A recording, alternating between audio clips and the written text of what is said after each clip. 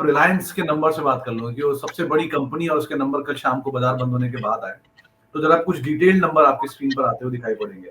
सबसे पहले रिलायंस इंडस्ट्रीज का मुनाफा करीब करीब 26,994 करोड़ रुपए आया, जो कि 19,407 करोड़ से बढ़ के आया क्यू ऑन क्यू और 15,138 करोड़ से बढ़कर आया वाई वाई। इतना बड़ा जंप रिलायंस के मुनाफे में इसलिए दिखाई पड़ा क्योंकि कंपनी की अदर इनकम में एक बड़ी जंप थी। अदर इनकम इसलिए ज्यादा थी कि कंपनी ने इस तिमाही के अंदर एशियन पेंट का स्टेक बेचा था। वो एशियन पेंट के स्टेक की बिक्री का इंपैक्ट आपको अदर इनकम में दिखाई पड़ा, जिसकी वजह से इस बार रिलायंस के मुनाफे के अंदर एक बड़ा जंप आता हुआ दिखाई पड़ा। अदर इनकम करीब करीब 15,119 करोड़ रुपए रही, जो कि 3,983 करोड़ रुपए से बढ़कर आते हुए दिखाई पड़ी। अदर इनकम में एशियन पेंट के स्टेक की वैल्यू करीब 8,924 करोड़ रुपए के आसपास थी, जिसकी वजह से कंपनी के मुनाफे में बड़ा जंप है।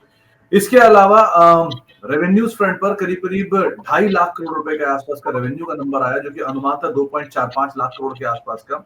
मुनाफा 26,994 करोड़ रुपए आया, अनुमान था 21,233 करोड़ रुपए। ये अदर इनकम को एडजस्ट कर दो तो अनुमान से थोड़ा सा नीचे है। इसके अलावा इबिटा अनुमान से नीचे आया है, अनुमान था 44,961 करोड़ रुपए का, आया है 42,905 करोड़ रुपए के आसपास। और इबिटा मार्जिन 17.5% आया, जो कि अनुमान था 18.5% के आसपास आने का। तो ये हिस्सा रहा रिलायंस के इन नंबर्स में कमजोरी साइड का।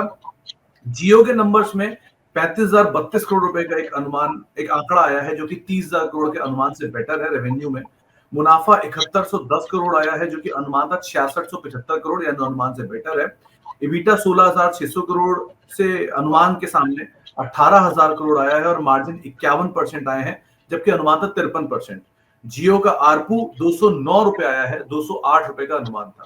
जैन साहब, बहुत सारे नंबर्स हैं रिलायंस की, जब बात करना शुरू करूंगा तो करता ही चला जाऊंगा, इतने सारे नंबर है इसमें। और लेकिन ओवरऑल रिलायंस के, क्योंकि आप बहुत सारे रिलायंस को ट्रैक कर रहे हो, आप उसे कई बार निजी तौर पे लेते भी रहते हो, सो रिलायंस इंडस्ट्रीज को कैसे देख रहे हो? अभी क्या सिचुएशन है? नंबर्स तो ठीक है, कोई बहुत खराब भी नहीं है, बहुत अच्छे भी नहीं।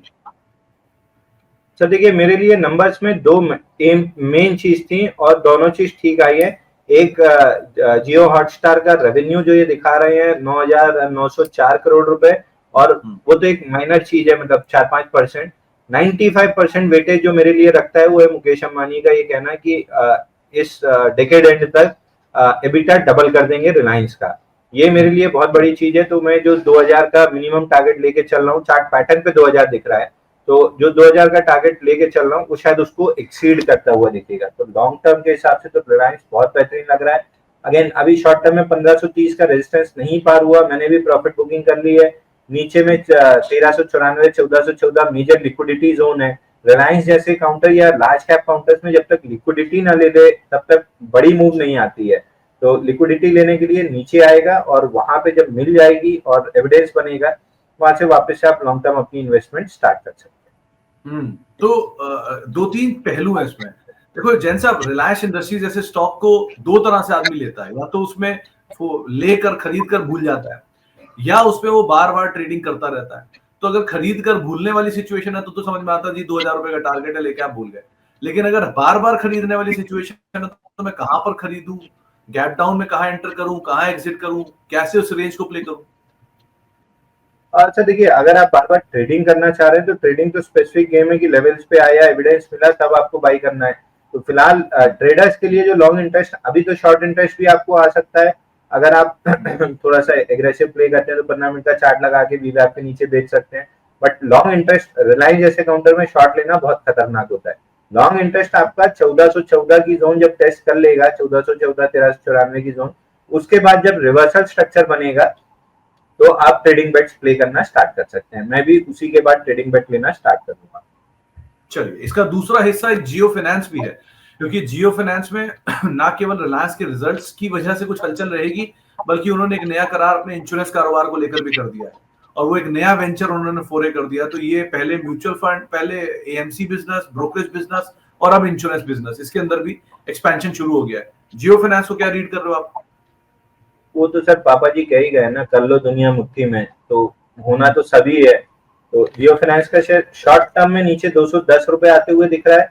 उस जोन में अगर एविडेंस मिला तो बाई बनेगा 247 के लिए। अगर नहीं मिला तो थोड़ा सा और डिप ले सकता है, क्योंकि एक गैप छूटा हुआ है 298 के अराउंड। तो जैसे बैंक निफ्टी गैप फिल करने आ गई, ऐसे अगर ये गैप फिल करने आए तो 298 तक आ सकता है। But this stock is a buy on dips stock. Secular bull run में ऐसा लग रहा है कि ये स्टॉक आ चुका है।